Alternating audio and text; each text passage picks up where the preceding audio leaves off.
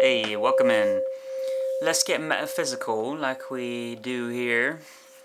So in this video, I'm going to talk about Brahmacharya, which is kind of inside of the 8 limbs of yoga. A lot of people like to think that yoga is just about asana, and asana is just a physical practice of your body moving through the different postures.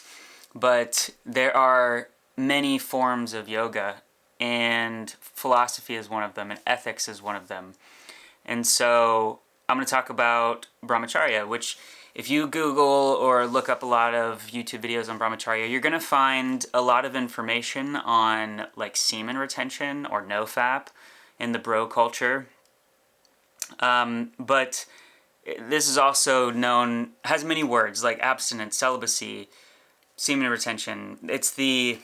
Brahmacharya is the ethics of restraint or self-discipline or controlling, being able to have self-control over your own being, over your physical senses.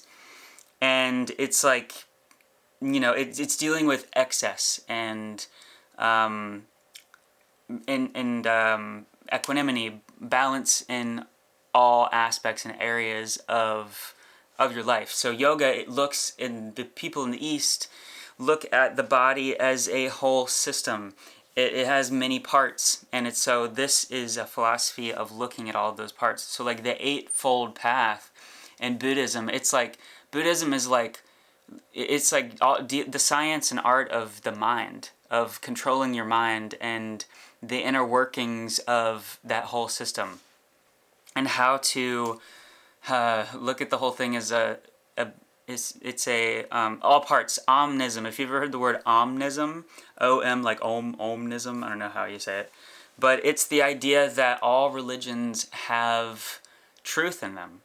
All religions have some sort of thread, and that's what the word sutra means. If you've ever heard like yoga sutras, this is all also very connected to like the 8 limbs of yoga.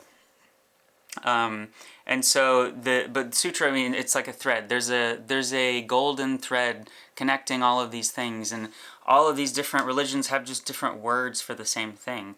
Just like I was saying, like semen retention, celibacy, abstinence, nofap. That's all the same thing. It's talking about the same word, the same discipline, which is about controlling the senses. And going deeper, it's about your sexual energy or your life force energy. And in men's case, it's the semen retention, because this is your essence. This is your fluid. And the idea, going deeper like into the occult aspect of it, or which means hidden, this is talking about your life force essence, conserving that. And that is, if you do conserve that, the idea is that it is regenerative to your whole system. So the G in Freemasonry is generative. It's the gene, which is why like the book in the Bible, it's Genesis. It's the generative principle, the gene pool, how the genes carry on and pass on. And so the idea with Brahmacharya or semen retention or celibacy in the Bible, the reason for that is to optimize your system, to optimize your body. Like the Bible is a code book of how your physical body can be optimized and maintained, and how your mind works and how your psyche works, and it's all of that. But we weren't taught that. Like for sure was not taught that in Sunday school at church and the Christian school that I went to. It was all used against us to disempower us and to keep the people in power. And it was this play of authority, like these people are the mediators and they have all of the answers. The people that are in like the preacher or the teachers of the Bible teachers or whatever, that's the old way, the old system. This is all a business. Christianity is a business. And there's a lot of in the West, we make the Eastern practices a business also. Like yoga has become westernized as a business, and it's all about the physical body, and they don't talk about anything else other than just the physical aspect of they just talk about basically the aesthetic parts of yoga. It has nothing to, doesn't go any deeper. Some do, but for the majority they don't. So like, for example, the 7 deadly sins in the Bible is talking about your physical body. Is talking about the chakras, the 7 chakras. Though the 7 deadly sins are what destroys your life force energy, or it's what destroys your essence, your essential energy, your semen, your fluid, your life fluid, your blood, all related. Your cerebrospinal fluid. Cerebrospinal fluid is seminal fluid. It's the same thing, and it also is also the fluid that it is talking about in the Bible, which is the the secretion, the sacred secretion. This is the anointing of Christ. The Christ oil is your cerebrospinal fluid. It's the liquid crystalline energy that it keeps you alive. It's life force. So it's all talking about your physical, and it's talking about the metaphysical components of your being, which is the soul, which is this soul system that we are in. But your body is your soul. Your body is your soul. Your body is your subconscious mind. In yoga, your breath is the bridge to the subconscious mind. This is also a limb of yoga. So a branch, a thread in the whole system, in the web that we're all in. So the breath work is part of it. The meditation is part of it. So really, more than even the asana, which we're all so used to and used to focusing on, more than the asana, there's meditation. Other than the asana, there is Brahmacharya, which is the containment and the right use of your energy. It's the correct use of your energy, and it's an inward thing. It's internally lifting your life force energy up into your brain so that you have balance, so that you have the masculine and the feminine aspects of yourself in balance. That's what this whole system is about. That's what they're trying to teach you in the East, and it's what is in the Bible. It's in every religion. This is Omism. This is everything. And there's a common thread in all of it.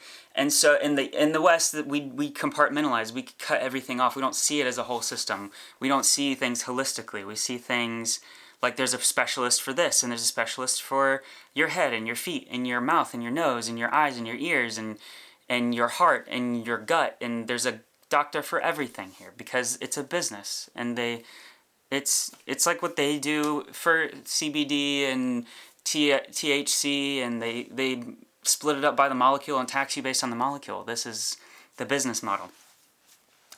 But what I want to get back to is the whole system, this whole being, your whole, looking at the thing as a whole, like seeing how all things are connected. This is Christ consciousness. This is crystalline. This is your innerness, inner being. It's the inner chi, the inward journey of bringing that sexual, creative energy, which is all that is, your internal sexual fluid, getting that to rise up the 33 vertebrae into your pineal gland, into your brain. And we're in our neocortex. That's the neocortex. That's the overcoming of the reptilian brain, which is the story of Adam and Eve in the beginning. It is the mastery of self. That is Christ, the master, and the self-actualized human, the highest form of consciousness that we can attain. The highest good of all is to be Christ, right? Christ-like, crystalline. We're crystalline beings. This is crystalline technology that we are that we're communicating with. It's the kingdom of communication. Being a king is claiming your throne, your inner throne, that third eye, the divine, embodying the divine spark, the divine essence, the creative force, owning all parts of yourself, owning your words, owning your actions, owning your thoughts, all one whole system. That's how you become most effective in the world, is when all parts of your being are focused and have an intention and are on the same frequency, on the same wavelength. This is 528 hertz. This is the heart frequency. This is the connectedness. Your heart is an intelligence, has an intelligence. Your whole body is an intelligent being. It's an intelligent system, and it's a ecosystem. It's all working together. So when we learn that all things are connected and we exist in this whole system, your body is your soul, is your mind, is your spirit. It's all spirit. Everything is made up of spirit, ether. So this whole practice of Brahmacharya, which I've been on now I'm past the 60-day mark, I know that, which is the most I've gone on semen retention, no fap, whatever for the bros. Celibacy, abstinence. See, like, if this type of thing was explained to me when I was younger, it makes so much sense. It makes so much sense why you would retain your seminal fluid, why you would, not just expel that every day and waste that kind of energy, because it's energy that could be regenerating your cells, regenerating yourself, and going into something creative, a creative path. And so, like the 7 deadly sins, like that is what a sin is. A sin is a sine wave. It is something that goes against yourself. It's degenerative, that which is degenerative. And that is what Satan is. Satanism is the worship and the fixation on the physical plane. It's materialism. It's the box, the cube, Satan, Saturn. It's the Eye of Sauron. It's the reptilian brain. It's control. It's manipulation. It's distortion. It's illusion. It's all that is fixated away from anything outside of itself, anything outside of material. And everything, like spirit is material, but it's like the densest part of spirit. It's like we're in 3 dimensions, but there are many. There are 12, 144,000, and exponentially up and down. It goes on forever. I think, I don't know. But consciousness is everything. Everything is consciousness. Light, sound, frequency, vibration, electricity, magnetism. It's all what we're experiencing and what we're creating all at once. And it's creating through us and moves through us if we allow it to. And the science, yoga is a science, yoga is an art all at once. Study the science of art and the art of science, right? I think this is like I think that's a Greek principle. But yoga is an art and it's a science, and it has many branches, and asana is not the only thing. The physical practice is not the only thing. There are the yamas, which are the 8 limbs, the discipline, the restraint, the self-control, the control of your essence, your life force energy. So that's why it's so important, and I think it's important to know why. It's so important to know why and to question, because when you question, you send your brain on a quest, and for light ions. A light is ions. Ion quest, where light is information, light is frequency and vibration, and light is consciousness. It's all the same stuff when you start to understand. But yeah, this is like stuff I like to talk about and think about and ponder, and this even connects to tarot for me. It's the hero's journey. This is the patterns of consciousness, the patterns of the collective unconscious. We're discovering our God self, and not from ego, but from a piece of the puzzle. We all have a piece and a perspective of the puzzle. We are the microcosm and the macrocosm, meaning like we are the gods of the cells of our body and the atoms that we are made of, and we are the atoms of the gods that make up the heavenly bodies and the cosmos. So we're both. It's like that's the paradox. We exist in a paradox. We're a paradoxical species. We're in a paradox. We're like in between heaven and hell. This is heaven, but this is also hell. We're humans, but we're also gods. We're cells, but we're also selves. We are channels of divinity. We are divine, and we are also worms for physical. For the earth. We come from the earth and we go back to the earth. You know, there's light, there's dark, there is masculine and there's feminine and everything. And that is polarity. That is understanding polarity. We exist in a dance. We are in the dance between realms.